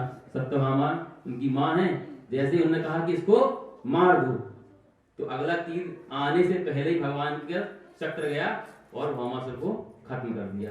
अब भगवान जब भौमासुर से उन कन्याओं को भगवान ने मुक्त कराया तो उन कन्याओं ने कहा कि अब हमें कोई स्वीकारने वाला तो नहीं है, तो आप हमें ही स्वीकारिए। तब भगवान ने उन 16,100 कन्याओं के साथ में विवाह किया। अब ये संख्या हो गई 16,108। अब इस संख्याओं को गिनाते हैं आध्यात्मिक रूप इसका क्या है। हमारे वेदों में 1,00,000 मंत्र हैं। कितने मंत्र वेदों में? पूरे वेद मिला लो तो 1,00,000 मंत्र हैं वेदों में। 1,00,000 मंत्र में से 80,000 जो मंत्र हैं वो कर्म कांड के हैं। समाज कैसे बनाना है, यज्ञ कैसे कराना है, सारे नियम हैं वो 80,000 मंत्रों में। 1,00,000 में से 80,000 मंत्र कर्म कांड के। 16,000 मंत्र जो है वह उपासना के हैं। 16,000 मंत्र उपासना के, और बाकी 4,000 मंत्र हैं वह ज्ञान कांड के हैं। तो भगवान को ज्ञान से मतलब नहीं है, भगवान को कर्म कांड से मतलब नहीं, भगवान को मतलब है उपासना से, भक्ति से भगवान को मतलब है। तो जो 16,000 ये भक्ति के स्वरूप हैं, ये 16,000 वेद के मंत्र ही हैं जिनके साथ भगवान ने विवाह किया है। और जो 100 उपनिषद हैं, हमारे जो उपनिषद है संख्या में कितने हैं? पूरे 100 उपनिषद हैं। ये जो 16,000 से 100 हैं ये हमारे उपनिषद की संख्या है, 100 उपनिषद। इसके बाद हमारे पंच महाभूत हैं, पृथ्वी, आकाश, वायु, जल और अग्नि। पंच महाभूत ये 8 पटरानियों में से 5 हमारे पंच महाभूत हैं और 3 हमारे त्रिविध दोष हैं, अहंकार, बुद्धि और मन। तो टोटल हो गए 8। मन, बुद्धि, अहंकार, 5 महाभूत, ये 8 हो गए। 100 हमारे उपनिषद हो गए और 16,000 हमारे उपासना कांड के मंत्र हैं। तो ऐसे करके भगवान की 16,108 विवाह हुए। आप इस रूप में इसको जान सकते हैं। भगवान जो हैं, जो जितने भी मंत्र हैं वो भगवान की पत्नियों के स्वरूप में हैं। जब हम इन मंत्रों का उच्चारण करते हैं तो भगवान हमसे अपने आप प्रसन्न हो जाते हैं। इसके बाद यहाँ पर रहे थे कृष्ण भगवान अपने नाती पोतों के साथ में मैदान में खेल रहे थे। खेलते खेलते उन लोगों की गेंद क्या हुई, एक कुएं में जाकर के वो गेंद गिर गई। जब उन बच्चों ने जाकर के गेंद उठाना चाहा, कुएं में देखा तो कुएं में 5 फीट का एक गिरगिट बैठा था। कितने फीट का? 5 फीट का एक गिरगिट बैठा हुआ था। जब वो आकर के भगवान को बताते हैं कि उसके अंदर एक गिरगिट बैठा, बहुत बड़ा है, तो भगवान कहते हैं इतना बड़ा गिरगिट देखा नहीं, हम पहले जाकर देखते हैं। जब उन्होंने जाकर के देखा तो वो उस गिरगिट को बाहर निकाला, तो जैसे ही भगवान ने उसको छुआ वह अपने असली रूप में आ गया। वह एक राजा था जिनका नाम था राजा नृग। राजा जो नृग थे उनसे भगवान ने पूछा कि आप इस योनि में क्यों आए हो। ये राजा जो नृग हैं इक्ष्वाकु वंश के हैं, जिस वंश के राम हैं उसी वंश इक्ष्वाकु वंश के राजा नृग हैं। तो भगवान ने कहा आप इस योनि में क्यों परेशान यहाँ पे पड़े हुए हैं, आपको ऐसा क्या श्राप मिला। तब राजा नृग बताते हैं कि मैं बहुत धर्मात्मा था, मैं बहुत दान धर्म कर्म करता था। मेरा नियम था कि मैं रोज ब्राह्मणों को 1,00,000 गाय दान करता था। रोज जितने ब्राह्मण आए 1,00,000 गाय मुझे दान करने मेरा रोज का नियम था। तो एक बार मैंने क्या हुआ, एक ब्राह्मण को एक गाय दान की। वो ब्राह्मण उस गाय को अपने घर ले गया, अपने घर बांध दिया। पता नहीं वो गाय कब छूट गई और छूट करके हमारे जो गायों का समूह है जिससे दान करना हमें, उसी समूह में आकर फिर से मिल गई। यहीं से गई और फिर लौट करके शाम को वो इसी में आकर के मिल गई। जब अगले दिन हम गाय दान करने लगे तो हमने वो गाय भी एक ब्राह्मण को दान कर दी। पहले दान हो चुकी है, हमने फिर से वही गाय मंगाई और किसी ब्राह्मण को हमने वो गाय दान कर दी। अब जब वो गाय ले जाने लगा ब्राह्मण, तो दूसरा जो ब्राह्मण था उसने गाय पहचान ली कि ये तो हमारे घर में थी। वो दूसरा ब्राह्मण आया गाय को ढूंढने, उसने देखा कि हमारी गाय राजा नरक ने किसी और ब्राह्मण को दान दे दी है। अब वो आके लड़ने लगा कि हमें हमारी गाय वापस करो। तो अब पूरी जब कहानी पता चली राजा नरक को, तो उसने कहा ब्राह्मण आप दूसरी गाय ले लो। तो उन्होंने कहा नहीं, हमें दान में वही मिली तो हम वही गाय लेंगे। और इनसे कहा कि आप गाय इनको दे दो, हम दूसरी लेंगे। तो उन्होंने कहा नहीं, हमने जो दान मिली है हम वो गाय वापस करेंगे नहीं। अब दोनों गाय के लिए दोनों बहस कर रहे, राजा कभी यहाँ देख रहे कभी यहाँ देख रहे, मुंडी मटका रहे। तो उन दोनों ने श्राप दिया कि जैसे तुम मुंडी मटका रहे हो ऐसा गिरगिट की मुंडी मटकाता है, तो तुम्हें गिरगिट की ही योनि प्राप्त हो जाए। तो अपना रंग बदल रहे हो, कभी इससे कह रहे हैं कि तुम दे दो, कभी इससे कह रहे तुम दे दो, तो जैसा तुम कार्य कर रहे हो वैसा तुम्हें गिरगिट की योनि प्राप्त हो। लेकिन राजा नरक ने कहा इसमें हमारी गलती नहीं है, भूल बस हुआ है। तो उन्होंने कहा कि ठीक है, एक दिन भगवान ही आपका उद्धार करेंगे। तो ये जो राजा नरक है वही है जिसको भगवान ने उद्धार किया है। इसके बाद एक और भगवान कार्य करते हैं। युद्ध तो बहुत सारे लोग करते हैं, अर्जुन भी युद्ध करता है, राम के समय में सब राजा युद्ध करते हैं, युद्ध सब करते हैं, लेकिन उनके युद्ध में और जरासंध के युद्ध में अंतर है। बाकी लोग जो युद्ध करते हैं वो जिस राज्य में युद्ध करते हैं उस राज्य के राजा को समझाते हैं कि धर्म के अनुसार कार्य करोगे तो अपना राज्य तुम करते रहो, उसको वापस कर देते हैं। राम ने रावण से युद्ध किया, लंका जीती, लेकिन लंका में कब्जा नहीं किया, वापस कर दिया। बाली को मारा लेकिन उसके राज्य में कब्जा नहीं किया, वापस कर दिया। राजा जरासंध के कब्जे में, जब जरासंध के कब्जे में बहुत सारे राजा हो जाते हैं तो जरासंध क्या करता है, वह सोचता है कि अब मैं अपना साम्राज्य इतना बड़ा कर लूं कि कृष्ण भी मेरे सामने कुछ न रहे। अब कृष्ण सोचते हैं कि जरासंध की मृत्यु निकट आई है, उसको मारना जरूरी है। तो इतने ही समय जब उसको जरासंध को मारने की वो कार्यक्रम बनाते हैं, इतने में ही इंद्रप्रस्थ से न्योता आता है कि जो धर्मराज युधिष्ठिर हैं वह यज्ञ कर रहे हैं, यज्ञ में आपको जाना है। तो यज्ञ में जाने के लिए भगवान सोचते हैं कि अब दो काम हो गए, पहले यज्ञ में जाएं कि पहले जरासंध को मारें। भगवान जी कहते हैं पहले शुभ कार्य करो, पहले यज्ञ में जाओ, जो मारने का काम है वो बाद में करना। लेकिन जो उद्धव जी हैं, उद्धव जी समझाते हैं एक काम करो, एक ही काम से दोनों काम हो सकते हैं। हम सब चलते हैं यज्ञ में, और यज्ञ में क्या होता है, ये जो राजसूय यज्ञ हो रहा है इसमें उस एरिया के सभी राजाओं का होना, उपस्थित होना जरूरी है। जो नहीं आता है तो उसको उठा करके लाते हैं, लेकिन उस यज्ञ में उनको रहना जरूरी। जरासंध को फेंकते हैं, 20 से 2 टुकड़ा हो गया जरासंध, लेकिन फेंकने के बाद जरासंध फिर से जुड़ जाता है। ऐसा कई बार जरासंध को मारते हैं, कई बार चीरते हैं, लेकिन जरासंध मरने को तैयार नहीं, वो बार बार जुड़ जाता है। तब ये बड़ा रहस्य है। तो इसके पीछे कहानी ये है कि जरासंध एक राजा का पूर्व जन्म है, पूर्व जन्म यही जन्म है, पहले राजा का बेटा था। वो हुआ कैसे था, उस राजा को पुत्र नहीं हो रहे थे, उसने एक यज्ञ कराया, तो यज्ञ से एक फल मिला। तो राजा को कहा गया ये फल अपनी दोनों रानियों में से किसी एक को खिला देना तो उनको पुत्र हो जाएगा। अब राजा दोनों रानियों से प्रेम करते हैं, इसलिए राजा ने उस फल को आधा आधा काट करके दोनों रानियों को खिला दिया। अब दोनों रानियों को खिलाया तो मांस के लोथड़े के रूप में जरासंध के 2 हिस्से दोनों रानियों से उत्पन्न हुए। अब जब दोनों रानियों ने सोचा कि ये जो मांस के जो लोथड़े हैं, अब इनको हम क्या करें, तो उन्होंने क्या किया, उसको एक जंगल में दोनों मांस के लोथड़ों को फेंकवा दिया और आ गई। अब वहां से जरा नाम की एक राक्षसी थी, वहां से गुजर रही थी। उस राक्षसी ने जो मांस के दोनों लोथड़े थे उनको उठा लिया और अपनी तांत्रिक विद्या से दोनों को जोड़ के एक जरासंध बना दिया। अब ये जरासंध है, ये 2 टुकड़ों से ही बना है, इसलिए इसको कितना भी आप 2 टुकड़े करते रहो ये मरने वाला नहीं है। पास में अगर वो रहे तो वो फिर चिपक जाएंगे। तो अब भगवान ने क्या कहा, अब भीम कहता है ये तो मरने वाला नहीं है। भगवान से भगवान कहते तुम युद्ध में इतना ध्यान लगा देते हो कि हमारी तरफ देखते नहीं हो, तो हमारी तरफ एक बार देखो। तो भगवान जब अब भीम दोबारा युद्ध करते हैं भगवान से, तो जरासंध से, तो भगवान की तरफ देखते हैं। भगवान क्या इशारा करें, भगवान क्या ऐसा करते हैं, एक लकड़ी लेते हैं, उसको तोड़ते हैं और दोनों को अलग अलग फेंक देते हैं। तो भीम वैसे ही अब जरासंध को बीच से चीरता है और दोनों को अलग अलग फेंक देता है, तो जरासंध का वध हो जाता है। अब इसके बाद जरासंध का वध हो गया, भगवान अब यज्ञ में आते हैं। भगवान यज्ञ में आ रहे हैं, आप लोग ये देखा इतनी बड़ी, अब सब लोग जान गए हैं कि ये भगवान है, भगवान नारायण है। जब यज्ञ में अलग अलग काम दिए जाते हैं, भगवान ने कौन सा कार्य किया? भगवान ने ब्राह्मणों की थाली जूठन उठाने का काम लिया। यह हमें सिखाता है कि हम कितने ही बड़े पद को प्राप्त कर लें, लेकिन हमें अगर हम किसी मित्र के यहाँ गए हैं, किसी रिश्तेदार के यहाँ गए हैं, तो बाबू साहब बन करके ना जाएं। उसके यहाँ जैसे हैं वैसे ही बन के रहें, अपना बन के रहें, भले हम किसी पद में हो, किसी पोस्ट में क्यों ना हो। हमें जैसा उनके साथ हमारा संबंध पहले था, हमारा संबंध समाज में वैसा ही हमेशा बना रहना चाहिए। तो जब यज्ञ होता है उसमें अब सबसे पहले किसकी पूजा की जाए?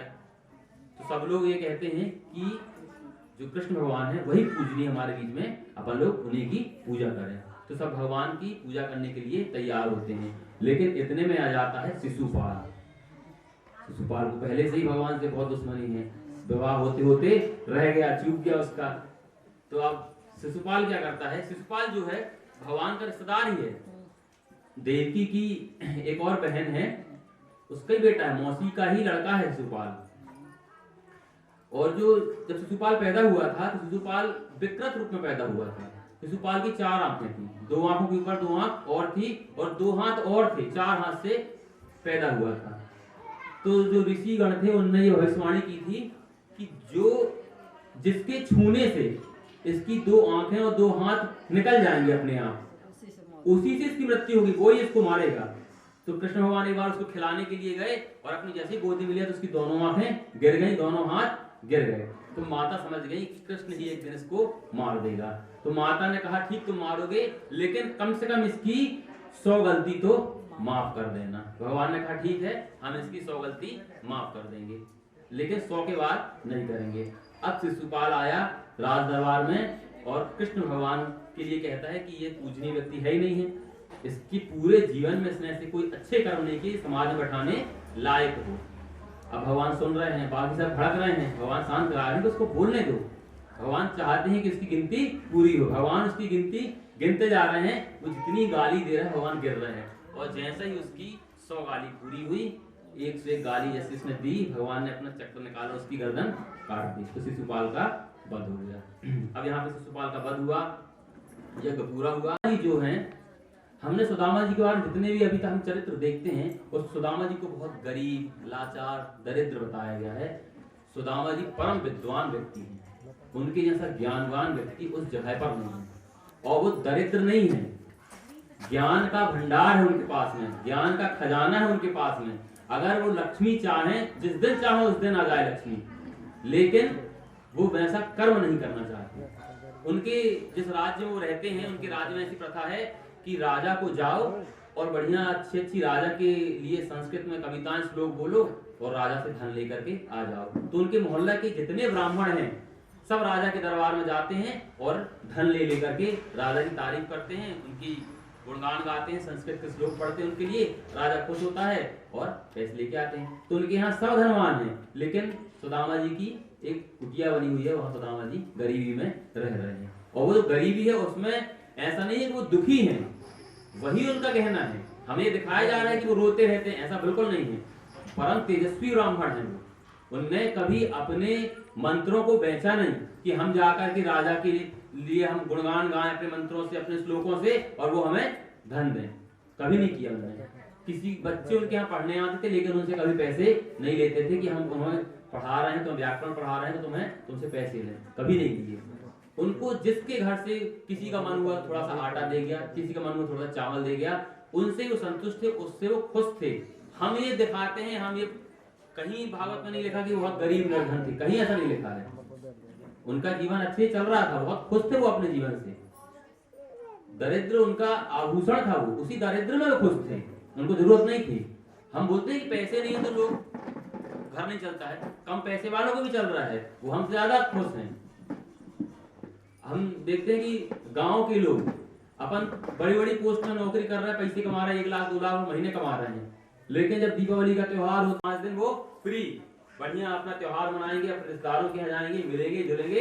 अब कमाना होगा तो बाद में कमा लिया जाएगा। हमसे ज्यादा वो खुश हैं, जितना अच्छे त्योहार हम नहीं मनाते वो अच्छे त्योहार मना रहे हैं। आज उन्होंने कमाया, बनाया, खाया और सो गए, कल की टेंशन खत्म। मालिक के यहाँ क्या हो रहा है वो जाने, हमें कोई मतलब नहीं है।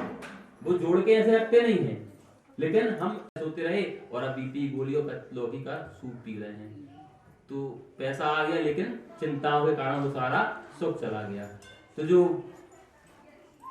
ये सुदामा जी हैं वो प्रसन्न रहते हैं, जो मिला खाया, नहीं मिला पानी पी लिया और भगवान की भक्ति में रमा है, जितना मिला उतने भगवान को भोग लगा दिया। जब कुछ ज्यादा आ जाता तो वो ये नहीं कहते कि आज हमारे लिए आया है, वो ये कहते लगता है आज कन्हैया का कुछ खाने का मन है, तभी आटा भेजा है कन्हैया ने, तब वो भगवान के लिए कुछ बनाते और भगवान को खिलाते। और नहीं आता तो कहते लगता है कन्हैया का आज पेट खराब है, आज कुछ खाना नहीं चाह रहा है, इसलिए किसी के यहाँ से अन्न का दाना नहीं आया। ठीक है, आज तुम भी नहीं खाओ, हम भी नहीं खाते, तुम भी पानी पियो, हम भी पानी पिए। हम ये सोच रहे हैं वो गरीब है, वो गरीब नहीं है, वो उसी भक्ति में, उसी निर्धनता में खुश हैं। जितनी टेंशन हमें है उतनी टेंशन को नहीं है। अब लेकिन जो स्त्री है वो सोचती कि हमारे बच्चे भी कुछ अच्छा खाएं पिए, कुछ अच्छे से रहें, जब सब परिवार रहते हैं। तो जो उनकी अब भगवान सोचते हैं, कृष्ण भगवान कि हमारा मित्र है, लेकिन हमारे मित्र के पास कुछ है नहीं, लेकिन वो मांगने तो कभी हमारे पास आएगा नहीं, उसको हम बहुत अच्छे जानते हैं। तब भगवान सोचा कि वो नहीं आ रहा है तो हम ही चलते हैं। भगवान एक ब्राह्मण का रूप बना करके आते हैं और उसके दरवाजा खटखटाते हैं, दान में दीजिए, आप कुछ भोजन खिलाइए। तो उनकी पत्नी कहती कि हमारे यहाँ सूतक चल रहा है, हम अभी आपको कुछ खिला नहीं सकते। तो वो कहते हैं दो प्रकार से सूतक लगता है, या तो किसी का जन्म हुआ हो या किसी की मृत्यु हुई हो, तो आपके यहाँ क्या है? तब वो कहती है हमारे यहाँ दरिद्रता का जन्म हुआ है और उसका हमें सूतक लगा है। भगवान का दरिद्रता हम समझ गए, मतलब आपके यहाँ कुछ खिलाने को नहीं है, तो ये तुम्हें सूतक लगा है। तब भगवान कहते हैं कि आप दरिद्र क्यों हो? आपके पति जो हैं वो कृष्ण भगवान द्वारकाधीश के मित्र हैं और आप ऐसे गरीबी में रह रहे हो। अब पहली बार उनकी पत्नी सुशीला को पता चला कि हमारे जो पति हैं वो द्वारकाधीश के मित्र हैं। हम अगर किसी छोटे मोटे विधायक सांसद के यदि दोस्त हो जाए ना, तो पूरे गांव में घर घर जाके बताएंगे कि हमारी बहुत सी पहचान है, अच्छी बनती है, हमारी रोज बात होती है फोन में, हम घर घर जाके बताएंगे ये बात। किसी छोटे अधिकारी से भी हमारी दोस्ती है ना, तो घर घर जाके गाएंगे कि अरे अपने दोस्त हैं, कोई काम हो तो बताना हमें। लेकिन द्वारकाधीश वहां के राजा हैं, वो कृष्ण भगवान के बचपन के मित्र हैं, लेकिन उनकी पत्नी तक को ये बात नहीं पता। आज पहली बार उनको ये बात पता चली। भगवान चले जाते हैं, उनका काम इतना ही बताने का था। अब उनकी पत्नी कहती है कि द्वारकाधीश आपके मित्र हैं? कहते हैं हाँ, हमारे बचपन के सखा हैं, हम लोग साथ में खेले हैं, साथ में हमने खाना खाया है। तो पत्नी कहती है कि आप एक बार उनके पास जाओ, उनसे जाकर मिलो। ताऊ कहते हैं यदि आप चाह रहे कि हम उनसे कुछ मांगे तो हम मांगेंगे तो नहीं, हाँ लेकिन बहुत दिन बाद तुमने उनका हमें नाम याद दिलाया है, हमारे मन हो रहा है कि अपने मित्र से जाके मिलें, लेकिन ये मत सोचना कि हम उनसे कुछ मांग करके लाएंगे। क्योंकि पत्नी कहती ठीक है आप जाओ तो एक बार। तब वो जाने के लिए तैयार होते हैं। अब तैयार हो रहे हैं तो सोच रहे हैं कि अब मित्र के यहाँ जा रहे हैं, अकेले कैसे जाएं, कुछ ना कुछ हमें उनको देना चाहिए। तब वो अपनी पत्नी से कहते हैं कुछ कहीं से लेकर के आ जाओ। तब वो पड़ोस से कुछ चावल उधार मांग लाती कि हमें दे दो, फिर हम आपको वापस कर देंगे। चावल लेके एक पोटली बनाती हैं और सुदामा जी को वो चावल दे देती हैं। अब सुदामा जी वो चावल लेकर के चलना चालू कर रहे हैं। बहुत दूर का सफर है। जब भगवान देख रहे हैं कि सुदामा जी से चलते नहीं बन रहा है, पैर में कांटे लग रहे हैं, बहुत दूर चलना है उनको, तब भगवान कई रूप में आकर के बीच में सुदामा जी की मदद करते हैं, कैसे भी हमारे पास पहुंच जाए। कभी ग्वाला बन के जाते हैं, कभी उसके लिए खाना पहुंचाते हैं, कई प्रकार की चीजें उसको पहुंचा रहे हैं ताकि वो जल्दी आ जाए। और एक रात सुदामा जी सोते हैं और सोते हैं तो सीधे क्या देखते हैं कि वो द्वारकापुरी पहुंच गए। तो उसको पता ही नहीं चला वो कब पहुंच गए।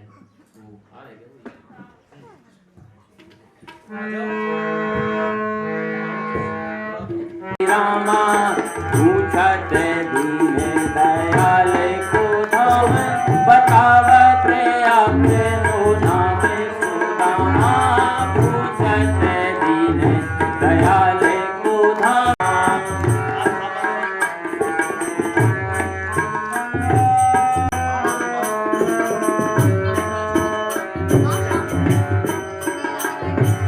ऐसे बिहाले दिवाई कंटक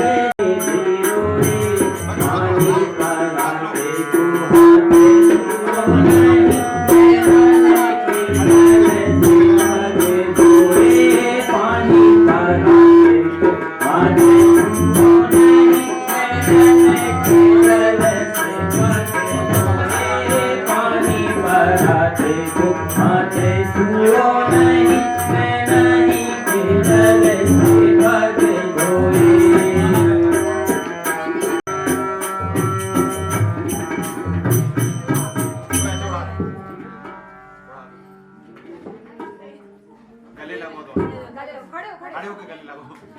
भगवान दौड़ रहे हैं, भगवान भी एक धोती में खड़े हैं, कोई ऐसा आभूषण नहीं पहने, कोई पीताम्बरी नहीं डाले भगवान ने। अब बिल्कुल सुदामा जैसा है वैसे भी भगवान है। ये हमें सिखाता है कि जब भी हम अपने मित्र से मिलें तो अपनी पद प्रतिष्ठा जो मान सम्मान है सब एक किनारे रख के मिलें। ये अब सुदामा पूछते कितने आ रहे हैं, भगवान कहते ये लाइन लगी है, वो उधर तक उधर भैया 2 किलोमीटर की लाइन है पूरी, 16,000 है। अब सुदामा जी कहते हैं हमने एक को दे दिया। तो सुदामा जी वो पोटली जो है उस पोटली को अपने बगल में छुपाने लगे। तब कृष्ण भगवान ने कहा जब से आए हो तुम ये ऐसा हाथ किए हो, क्या तकलीफ है? सुदामा जी कहते हैं बहुत दूर से आए तो चोट लग गई तो वो हाथ थोड़ा ऐसा दर्द कर रहा है। तो सुदामा भगवान कहते हैं लाओ तुम्हारे हाथ पर दबाएं। भगवान पैर दबाने लगे और कहा कि पैर दबाएं, दर्द तो हाथ में है, अब तुम्हारे हाथ दबाते हैं। और भगवान बस पैर नहीं दबा रहे हैं, भगवान जब नारायण दबाएंगे तो लक्ष्मी जी पैर दबा रही हैं। अब भगवान ने कहा कि हाथ दबाना जरूरी है, जैसे हाथ निकालते हैं तो वहीं पोट ले जाते हैं। भगवान कहते हैं वाह, बचपन की तुम्हारी चोरी करने की आदत गई नहीं? याद है जब एक बार बरसात में पेड़ में फंस गए थे कि अब घर नहीं जा सकते, जंगल में फंस गए थे, तो गुरु माता ने कहा था कि ये चने खा लेना, लेकिन हमें पता नहीं चला और तुमने पूरे चने खा लिए, पूरे चने तुमने चबा लिए, हमें पता नहीं चली ये बात। और वही तुम्हारी आदत आज भी नहीं गई, आज भी तुम वैसे ही झूठ बोल रहे हो, लेके आए थे पोटली में लेकिन हमें दे नहीं रहे हो। तो भगवान को जब पोटली हाथ में आई तो भगवान ने पोटली से चावल निकाल के खाना शुरू किया। हाथ में चावल, हाथ में चावल लेते ही सब में डर भयो जात, जाने अब किस लोक की संपत्ति हो मैं बस एक ही धनवान, बस एक ही धनवान। प्रेम के भूखे, प्रेम के तंदुल, प्रेम के भाव से खाने लगे हैं। प्रेम के भूखे, प्रेम के तंदुल, प्रेम के भाव से खाने लगे हैं। तंदुल के उदारे का तीनों भुवन कराने लगे हैं।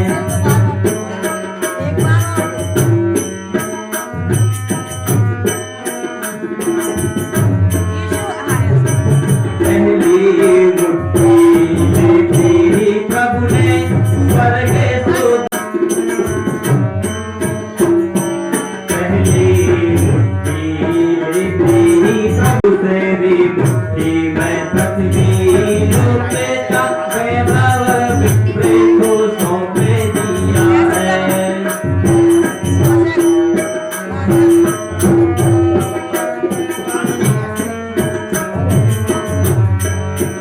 तेरी मुट्ठी जो,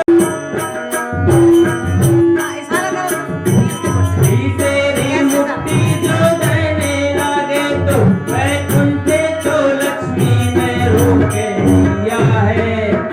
अपना निवास भी जाने में दे रहा, कैसा जानिए मेरा पिया है। अपना निवास भी मेरा पिया है।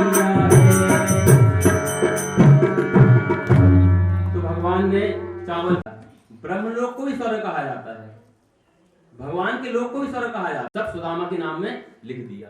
और अब बचा है बैकुंठ। जैसे ही भगवान तीसरी मुट्ठी खाने लगे, लक्ष्मी जी को पता चल गया कि हमारा बैकुंठ अब जाने वाला है, तो भगवान की मुट्ठी पकड़ ली कि अकेले अकेले खा रहे हो, भाभी ने भेजा तो हमारे लिए भी तो भेजा होगा। तो 3 कारण थे, एक तो अगर भगवान खा लेंगे तो सब चला जाएगा, दूसरा अगर कच्चा है भगवान खाएंगे तो पेट में दर्द होगा, चावल खा रहे हैं, लक्ष्मी जी को चिंता हुई है, और तीसरा कि भाभी ने भेजा और अकेले खा रहे हो। तो ये 3 कारण है। तो लक्ष्मी जी, रुक्मणी जी ने रोक लिया और फिर सब ने थोड़ा थोड़ा थोड़ा बांट करके खाया। पर उनने भी दिया है, ऐसा नहीं है उनने खाया है तो उनने भी दिया है। अब ये हो गया सुदामा जी की, ये चावल उन्होंने खा लिए। अब सुदामा जी दूसरे दिन, ऐसा नहीं कि मित्र हमारा प्रधानमंत्री के किनारे गए और वहां पर बैठ आराम कर रहे थे, इतने में उनके बीच में किसी बात को लेकर के लड़ाई हो गई, तो उनने वही धातुई घासें उखाड़ उखाड़ करके एक दूसरे को मार करके खत्म कर दिया। उनका लगभग वंश वहीं पे कृष्ण भगवान का समाप्त हो गया। ये भगवान की ही लीला थी। अब उसमें से जो एक धातु की जो घास थी वो एक मछली ने खा ली, मछली ने निकल ली। एक मछुआरे ने उसको बाहर निकाला और जो शिकार करने वाला व्यक्ति है वो उसने निकाला बाहर, और उस जो कील निकली उसको अपने तीर में लगा लिया, और उसी तीर से फिर आगे जाकर के कृष्ण भगवान के पैर में वो तीर मार दिया और कृष्ण भगवान भी परम धाम को प्राप्त हो गए। बोलो कृष्ण कन्हैया लाल की जय। ये सब भगवान की प्लानिंग थी, भगवान ने ही ऐसा करवाया।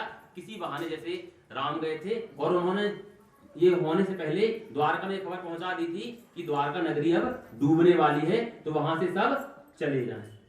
सब यहाँ वहां चले गए, द्वारका नगरी डूब गई। इसके बाद जब ये पूरी कथा हुई तो भगवान के आगे भी अवतार होते हैं, भगवान के ऐसे ही कई अवतार हुए हैं। तो 24 अवतार बताए हैं। जय जय मीने वराह कमठ नरे हरि बलि बामन। जय जय मीने वराह कमठ नरे हरि बलि बामन। परशुराम रघुपति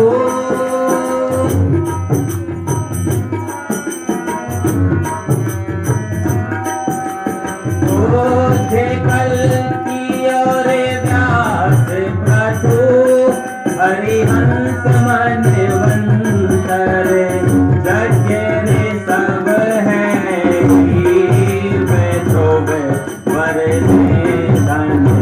करुणा करो बद्रीपति दत्ते का पेल देव संकालिक करुणा करो 24 रूप लीला तेरे प्रभु अग्रदास सिर पदे धरो 24 रूप लीला तेरे।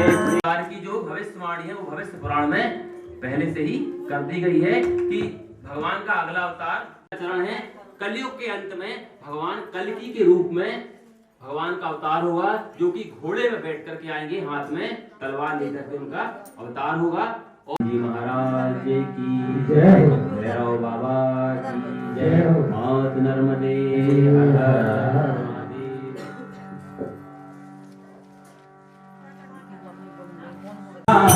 करो तो जाने प्रभु हम करो।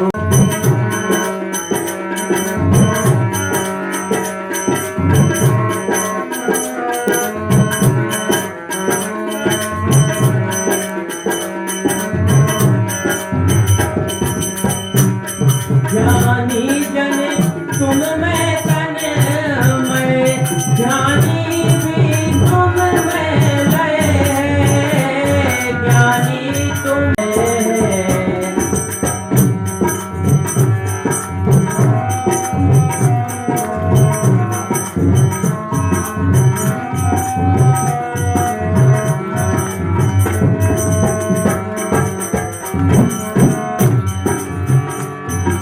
हम अज्ञानी चंचल चित, हम अज्ञानी चंचल चित, उपचार करो तो जाने।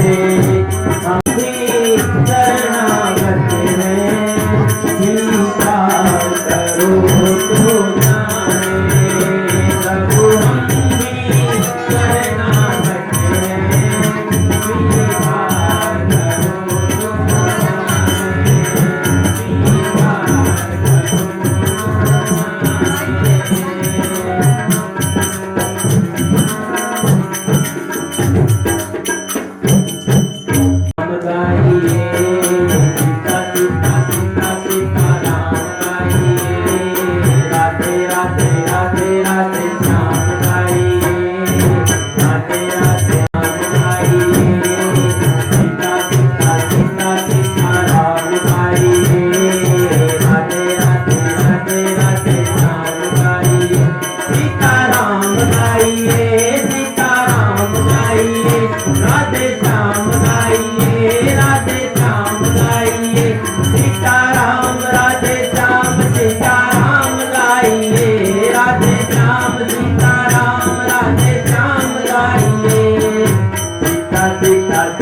सीता राम गाइए, सीता सीता सीता सीता राम गाइए, राधे राधे राधे राधे श्याम गाइए, राधे राधे राधे श्याम गाइए।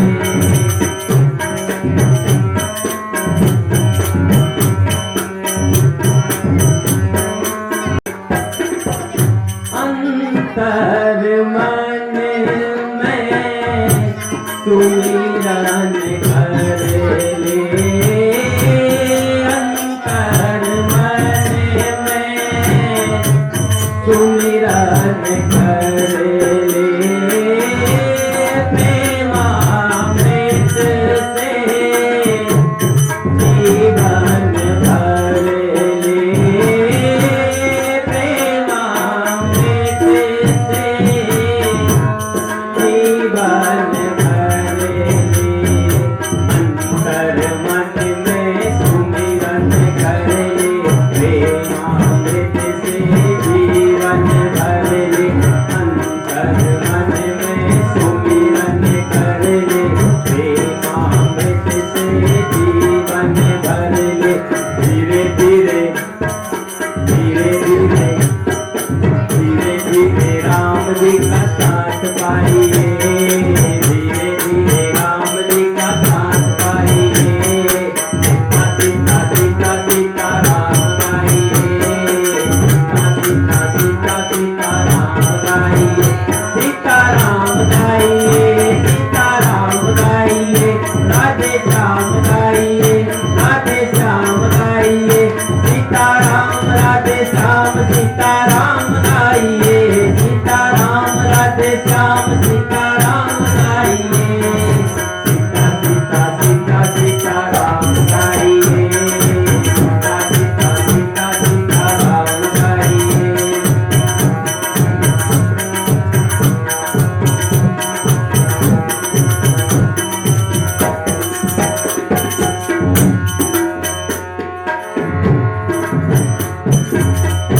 बड़ी का बीध अजामिल भोला, बड़ी का बीध अजामिल भोला, सुनता ही नाम सिंहासन डोला, सुनता ही नाम सिंहासन डोला, बड़ी का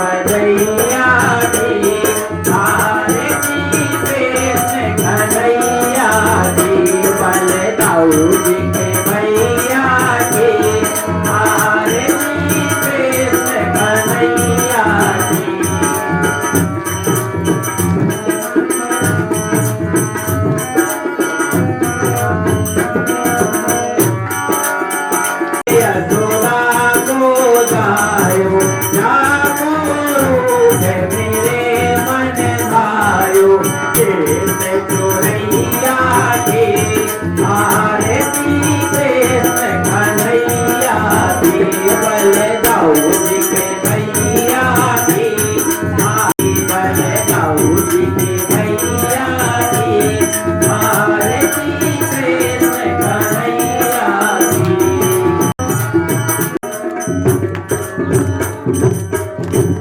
श्री भागवत भगवान की है आरती, पापियों को पाप से है तारती। श्री भागवत भगवान की है आरती, पापियों को पाप से है तारती।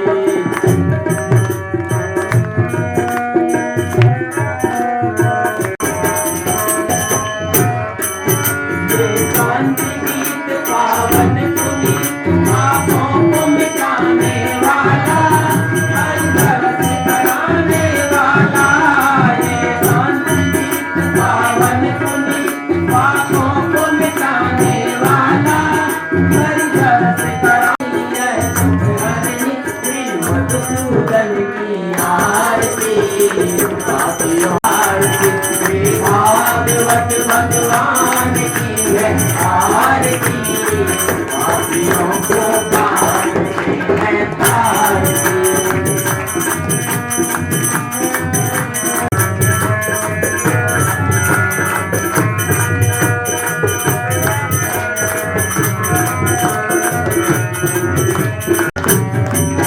यह मधुर बोल जगमंद खोल, तन मार्ग दिखाने वाला, जिंदगी को बनाने वाला। यह श्याम यही, श्री राम यही, धन श्याम यही, प्रभु की महिमा की आरती, पापियों को पाप से है तारती। मेरे भाई है आरती, पापियों को पाप से है तारती, पापियों को पाप से है तारती, पापियों को पाप से है तारती।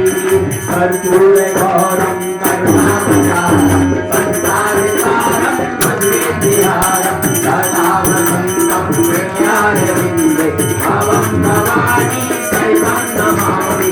संसार माया पुलिसा दिखाए, कपाल माया सुंदराय, दिगंबराय दिगंबराय, नमः शिवाय ओम नमः शिवाय। त्वमेव माता पिता त्वमेव, त्वमेव बन्धु सखा त्वमेव, त्वमेव वेद्या द्रविणं त्वमेव, त्वमेव सर्वं मम देव देव। गुरुर्ब्रह्मा गुरुर्विष्णु गुरुर्देवो महेश्वरः, गुरुर्साक्षात् परं ब्रह्म, तस्मै श्री गुरवे नमः, तस्मै श्री गुरवे नमः, तस्मै श्री गुरवे नमः। अच्युतं केशवं राम नारायणं, कृष्णदामोदरं वासुदेवं हरि, श्रीधरं माधवं गोपिकावल्लभं, जानकीनायकं रामचन्द्रं हरि। हरे राम राम राम हरे हरे, हरे कृष्ण कृष्ण कृष्ण हरे हरे, हरे राम राम राम हरे हरे, हरे कृष्ण कृष्ण कृष्ण हरे हरे, हरे राम राम राम हरे हरे, हरे कृष्ण कृष्ण कृष्ण हरे हरे, हरे राम राम राम हरे हरे, हरे कृष्ण कृष्ण कृष्ण हरे हरे, हरे राम कृष्ण कृष्ण हरे हरे, हरे कृष्ण कृष्ण कृष्ण हरे हरे। गोविंद बोलो हरि गोपाल बोलो, गोविंद बोलो हरि गोपाल बोलो, राधा रमण हरि गोविंद बोलो, राधा रमण हरि गोविंद बोलो। गोविंद राम सीता राम राम राम, राधे श्याम श्याम श्याम, श्याम श्याम श्याम राधे श्याम श्याम श्याम, राधे श्याम श्याम श्याम, राधे श्याम श्याम श्याम, सीता राम राम राम, राधे श्याम श्याम श्याम, सीता राम राम राम, राधे श्याम श्याम श्याम। हनुमत् प्रचोदयात्, तुलसीदल मंजरी भी त्वां पूजयामि ईश्वर मे प्रसीदे नाना सुगंधि पुष्पाणि यथा कालोद्भवानि च पुष्पांजलिर्मया दत्ता गणं परमेश्वरा मंत्र पुष्पांजलि समर्पयामि गुरु गणेश भगवान की जय गोरा मैया की जय शंकर जनों की आज के आनंद की माता नर्मदे हर हर महादेव।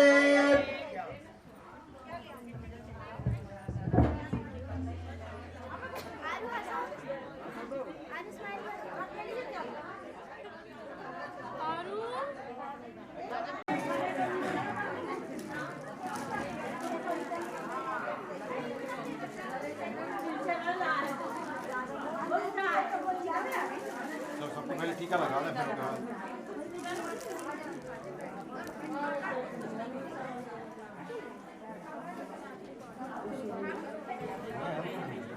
फिर उसके बाद इन लोग थोड़ा चाय पान कर ले और यहाँ का काम कर। आधे घंटे में ब्रेक है। हाँ हाँ हाँ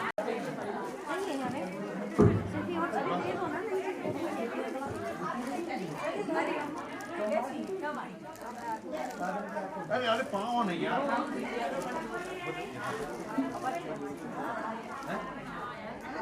बना दो तुमने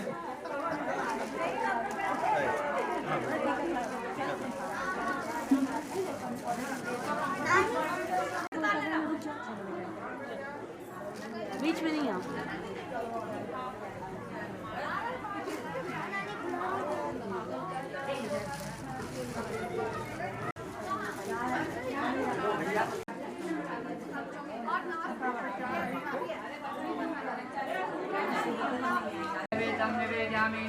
निवेदयामि जलो चित्ते कन्नाय नमः प्रणाम करें।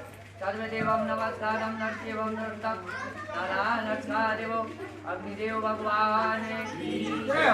अब घी छोड़ना है, दोनों जन मिलकर घी छोड़ो 11 बार घी छोड़ो 11 बार घी छोड़ो घी फिर हवन हरि ओम हवाय देवाय